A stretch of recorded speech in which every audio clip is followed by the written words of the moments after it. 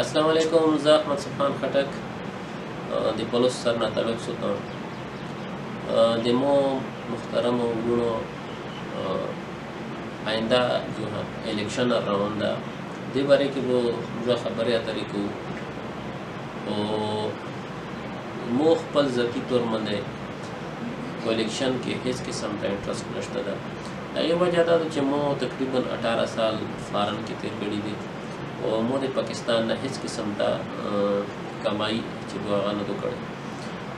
خو بیا هم موږ خپل وطن د بهر حالات چې ووینې بیا د خپل کلي وطن حالات ووینې سړي ته یو سوچ ورشي چې یاره اخر د خپل وطن به څه کېږي. مو نه دومره وسایل شته چې زه الیکشن وکړم، خو یو خپل سوچ یو خپل زړه درد چې ده هغه تاسو سره ضرور شیر کوم چې اوسه پرې موږ څومره الیکشنې کړي دي یا مو چاته څرنګه ووټونه ورکړي دي هغې استعمال مو څرنګه کړی ده. نو هغې خپل هغه باندې سړی سوچ وکړي چې زه څه قسم ته خپل وطن دپاره خپل کردار ادا کوم. او دې باره کې به انشاءالله موږ تاسو سره خبرې اترې کوو چې مو ویډیو تاسو ته پسند شي او دا مخکې شیر کړئ.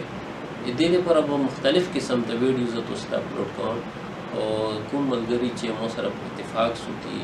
دې خبرې باندې مو سره هم خیال کیږي نو یو جامع پروګرام جوړ شي چې آینده چې کوم الیکشن روان ده چې هغې لپاره موږ داسې سړي ته ووټ ورکړو چې هغې نه موږ د خپل ووټ پوښتنه کوه شو. مو محترمو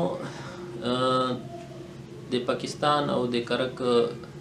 نن سبا چې کوم حالات دي یا د هغې انکم ده هغه د تیل او ګیس یا ذخایر چې کوم په کرک کې راوتلي دي هغې نه د کرک عوام ته څومره فایده رسي دا یو زوم د ټاپک ده او څومره موږ ته وفاق نه صوبایي حکومت نه څه شی کېږي هغه یې زوم ته وکړه. تاسو ته ټوله پاته ده چې موږ حلقه چې کومه ده اوس په دې کښې بیا حلقه بندي وشوله د هغه نه ونسه د بونډۍ نه اخر د ګورګورۍ سایډ نه ونسه د کوټ شریف پورې دا یوه حلقه ده او دې کښې یو ایم پی ای وي. هغه ایم پی ای اوسه پورې چې څومره ایم پی ای ګون تېر شوي دي هغې تاسې کتلي دي چې هغې څه قسم ته چارې کړي دي. او مو په نظیر کښې د فرید طوفان نه علاوه سیاسي یو نظریه د هغه نه علاوه د اسلم خټک د فرید طوفان نه علاوه قومي چارې ډېرې کامې کړي دي. لکه هر سړی ځون ته یو پریشر پمپ یا ځون ته ګلی یا یو هغه باندې لګیا ده یا ځون ته کمبې باندې لګیا ده. نو د خپل علاقې د خپل وطن سوچ چې دا یو ډیولپ شي هغه چا سره نشته ده. مو دا سوچ ده چې مخته کوم الیکشن روان ده هغې کښې د موږ ځوانان د موږ نوه جنریشن خاص طور په هغه یو کردار ادا کړي چې آیا دا موږ باندې چې موږ کوم وطن ده په دې باندې موږ ته څه کول پکار دي. لکه زه به تاسو ته وړي کوم مثال که د موږ کله پلس سر په هغې کښې مخکې یو څو ځلې د ای سی هغه کلي کچېرې وه هغې کښې موږ کلي یو کاس د هغې یوه خبره وکړه چې موږ په کلي کښې چې څومره قبرستان دي او څومره چې لیارې دي لکه وږي موږ ته یو پښتو کې هغې د حق بندي وشي هغې تعین ده وشي. نو آینده لپاره د موږ د کلي چې کوم مسایل دي هغه ډېر سنګین روان دي ځکه چې ابدي ورځ په ورځ چې دی هغه سریږي موږ په کلي کې لیاره نشته ده. هغې دپاره سرکاري طور باندې هېڅ قسم ته سوچ یا څه په کلي کښې یا د سیاسي خلکو په هغه کښې هېڅ قسم ته دا سوچ نشته چې آخر دا چې دا ګلی جوړې شي. نو دا هو ته کرک زوړه به زور ګلی که کسې چې رشقا پکې نشي تله دا به داسې حالات وي. نو کور نه چې مړه وبوسې هم هغې به څه طریقه کار وي. دا یو د آینده یو سوچ ده. نو دا خبرې باندې دا ټولې خبرې چې دي د یو د مو ځوانانو ته درخواست ده چې دې باندې سوچ کول پکار دي. یو جامع منصوبه بندي پکار ده چې هغه حکومت طرف نه موږ ته د یو حل روزي او کوم یو په دې خبرې باندې اتفاق وکړي. دویمه خبره دا چې موږ په کلي کښې کم از کم 8-10 ټوبویل دي چې هغه سفر طوفان کړي، څه اسلام پټک کړي، څه میاسب کړي دي او هغه چې څومره لاینونه دي زوړه هغه ټول په مځکو کې د سټیل پیپونه چې دي هغه شاخ دي او هغه ټول ناقص شول او نوي چې دي هغه لپاره پایپونه چې هغه کیږي هغه باندې خرچه کیږي. آیا دا زوړ چې کوم سیستم دا د ریپیرینګ یا د دوباره استعمال ویل نشي کېدای، نو دا یو هم خبره ده، دا یو د موږ د قوم د موږ د ټیکس پیسو باندې دا شیونه شوي دي، نو د دې لپاره یو جامع پروګرام پکار ده چې هغې لپاره یو حل روزي. او بل د موږ سکولونه چې دي او د موږ علاقې کښې څومره آبادي ده، کم از کم 16 17 18 هزار چې دي دا اوټ دي او دې کښې بچي او چې کوم نو نسل رسي په مخ ته آبادي سترېږي او د دې لپاره په غونډه شمشکي کې وړي کونډه هسپتال ده، نه په پلوس سر کې ډسپنسري شته ده او دا شونې بونډۍ سایډ پر لوډ شي او چې ته حالات وکسې د غریبو خلکو چې څه حالات دي او دې کې داسې علاقې د کوټ شریف پلا ولې پلا او د چني خیل سایډ پلا دوړل غړي سایډ پلا چې هغه کې لیارې نشته، د هغې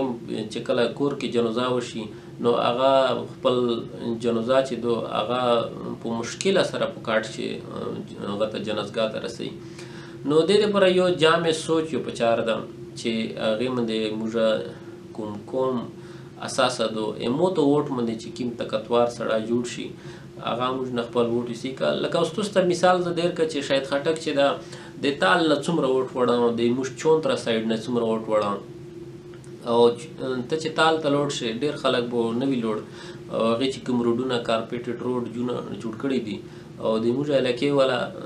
د نیازي کوینه د پلوس سر رسې روډ چې کوم ده هغې کله میاسب افتتاح وکړي، کله شاید افتتاح وکړي او ایمیج روډ نه جوړېږي او یوه کډه دی چې وایي موټرسایکل یې خاص کړي، موټرسایکل هر وسایل ډېر نشته چې هر سړی ګاډه وخلي نو موټرسایکل بوتلن مشکل شي. نو آینده مو دا تاسو ته اپیل ده چې د اوټ استعمال به موږ څرنګه چې وکړو او کیم سړی چناو کړو او چې هغه د قوم د پرچار کوه شي. یوه دا ده چې اوټ ته استعمال کړل، اوټ ته ویر کړل، بس خاموش کښېنوستلی روغلی کور ته او 15 کاله تېر شي ته د خپل ووټ پوښتنه ونه کړې، دا ډېره اهمه خبره ده. که چیرې د موږ څومره ووټ شاید ته لوړ وه او د څومره خلک یکمشت رګړد شوي وه او شاید ته ویلي وه چې دا د موږ مسایل دي، ته خپل کور کې خپل کلي کښې چارې کوه شې د موږ چارې ویلې نشي کوله، وجه څه ده؟ نو د خپل ووټ پوښتنه سړی کې ټایم کې کولی شي. امو دا سوچ ته چې کوم سړي ته چې ووټ ویر کې نو هغې ووټ دوباره پوښتنه کول چې ته خو امو په ووټ باندې طاقتور سړی جوړ شوی او ته ویلې دا امو چې د امو وطن چارې نه کوي. نو انشاءالله آینده لپاره زه دې باندې مختلف قسم ته ټاپک باندې تاسو سره خبرې اترې کوم، تاسو چې څومره د امو خبرې وروی که چیرې زه غلطه خبره کوم نو مو ته خپل کمنټس کې دا خبره شیئر کې. دا پارټي یا سیاست یا نظریه سے بلتر ہو کے د کرک قوم دے پورا او د کرک دی مش حلقې دے پورا آئنده الیکشن دے پورا یو تیاری پروګرام زه شروع کوم چې یاره د موږ